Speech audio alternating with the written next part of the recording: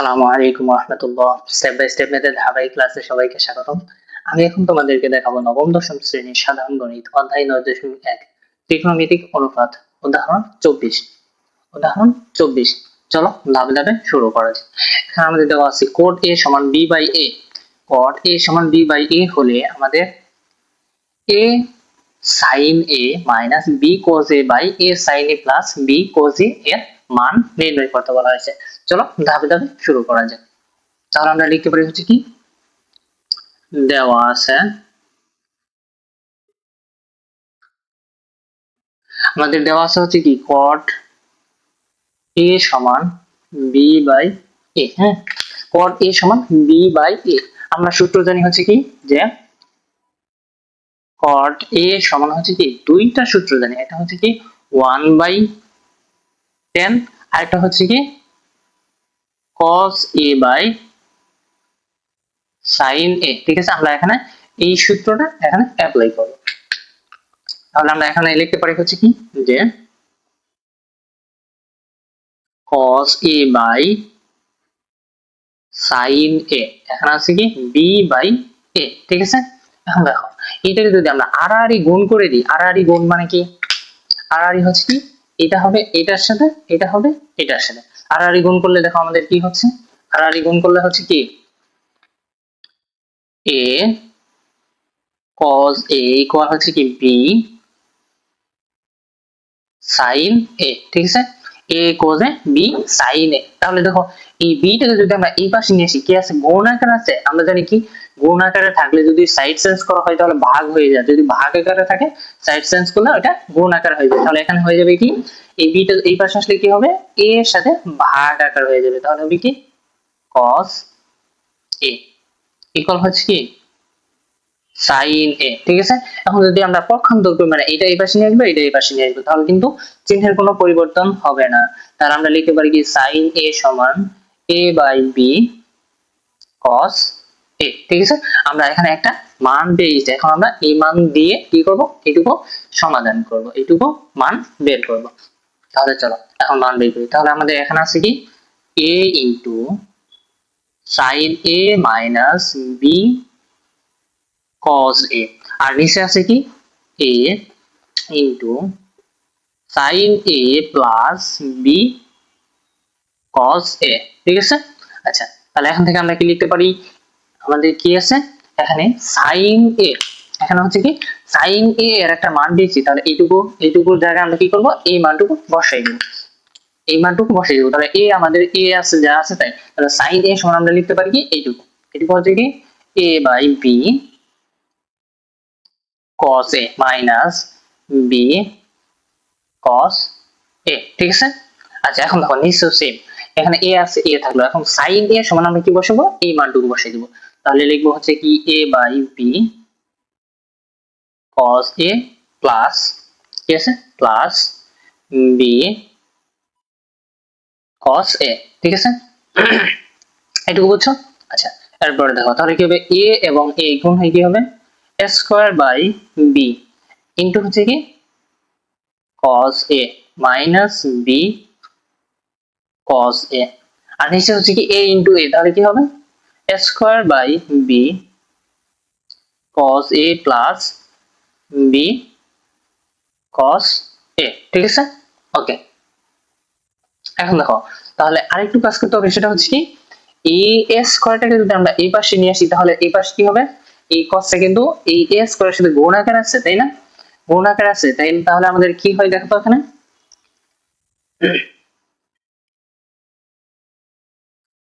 গুণ আকারে আছে, তাহলে কি হবে এখানে এইভাবে হয় কিনা যে a square cos a by b, এটুকু হয় কিনা দেখো তো, এটুকু সমান এটা কি a স্কয়ারের সাথে গুণ হবে। তাহলে a square cos a by b, square cos a by b minus b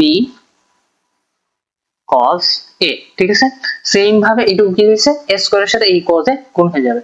তাহলে a square cos a by b plus b cos a। ঠিক আছে, আচ্ছা এখন দেখো এটা কি মাইনাস আছে, তাহলে কি এই দুটো কি করতে পারি লসাগু করতে পারি। লসাগু করলে কি হবে এই দুইটা লসাগু করলে কি হবে দেখো এখানে কি আছে মনে মনে 1 আছে, 1 এবং b এর লসাগু কি হবে 1 এবং b এর লসাগু হবে কি b।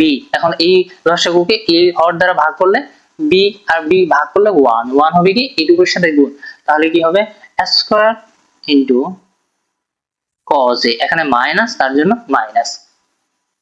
ঠিক আছে, এখন এই লসাগুকে এই 1 দ্বারা ভাগ করলে কি হবে b এবং হচ্ছে কি এখানে আছে কি এইটুকুর সাথে গুণ হবে b গুণ হবে, তাহলে কি হবে b into b, b into b, তাহলে আমরা কি লিখতে পারি b স্কয়ার, তাহলে এই b এবং এই b গুণ হয়ে কি হবে b স্কয়ার cos a। ঠিক আছে, এবং সেম ভাবে এখানেও আমরা কাজ করব, সেটা হচ্ছে কি এর নিচে তো 1 আছে, 1 এবং b এর লসাগু কি হবে b হবে, তাহলে এই লসাগুকে এই হর দ্বারা ভাগ করলে কি হবে 1 1 হবে কি a স্কয়ার cos এর সাথে গুণ, a স্কয়ার cos এর সাথে গুণ হয়ে গেল প্লাস প্লাস। এখন দেখো এই b কে 1 দ্বারা ভাগ করলে কি হবে b এবং এই b গুণ হয়ে কি হবে b স্কয়ার cos a।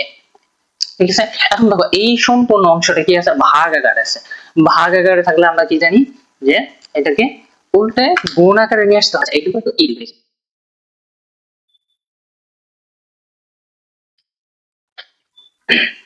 এটা কি আছে ভাগ আকারে আছে, ভাগ আকারে থাকলে আমরা কি জানি যে এটা গুণ করতে হবে, ভাগ আকারে থাকলে গুণ করে গুণ করলে কি হবে উল্টে যাবে, এটা যা আছে উপরে যা আছে তাই থাকবে a square cos a minus b b square cos a, নিচে আছে কি আমাদের নিচে আছে হচ্ছে b, এখানে কি আছে ভাগ আছে তার জন্য আমরা গুণ আকারে করব, তাহলে এখানে নিচে আছে b উপরে যাবে b, উপরে আছে a square cos a plus b square cos a, তাহলে এটা হবে কি নিচে নিচে a square cos a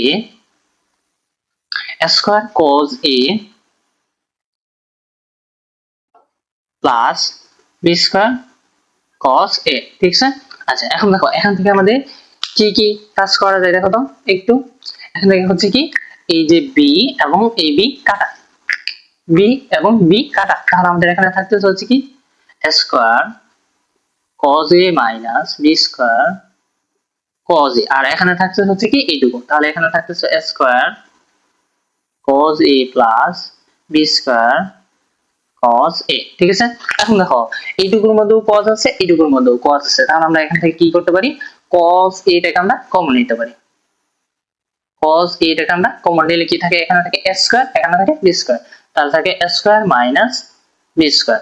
same ভাবে এইটুকুর মধ্যে কি আছে দেখো তো এখানেও cos আছে এখানেও cos আছে, তাহলে আমরা cos a টাকে কমন নিই, এখানে থাকে a স্কয়ার প্লাস এখানে থাকে b স্কয়ার, তাহলে থাকছে a square plus b square. ঠিক আছে, ওকে, তাহলে এখন থেকে দেখো কি করা যায়, এখানে কি cos a আছে উপরেও cos a এবং নিচেও cos a কাটা, তাহলে আমাদের এখান থেকে শুধু থাকতেছে হচ্ছে কি a square minus b square by a square plus b square, এইটুকু হচ্ছে আমাদের নির্ণেয় মান আনসার। ঠিক আছে, আচ্ছা অঙ্কের মধ্যে যদি কোথাও না বুঝতে পারো অবশ্যই কমেন্টে জানাবা, আমি আরো ভালো করে বোঝানোর জন্য চেষ্টা করব।